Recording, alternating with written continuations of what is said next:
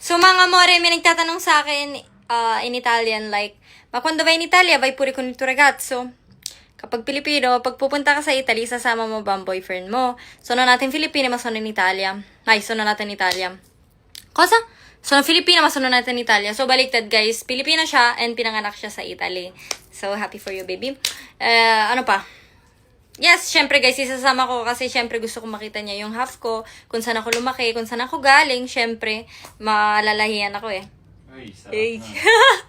Tapos yes guys, isasama ko talaga and that's why nag-aaral siya ng Italian. Ciao, Babette. Kumusta kayo dyan sa Italia?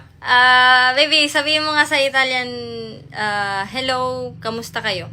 Ciao, kumustai? Come? Come stai? Come stai? Salve, arrivederci. Pasado, pero kailangan niya pa ng Buongiorno. And one thing, guys, kaya ako hindi umuwi ng Pilipinas, Ng Italy. ng Italy, it's because ayoko siyang iwan and baka mag-isip siya ng kung ano. So, inaantay ko lang talaga na pupunta kami doon. Kasabay siya. So, ang mangyayari doon, Sama ako. yes, sasama siya. Okay. Nasagot na.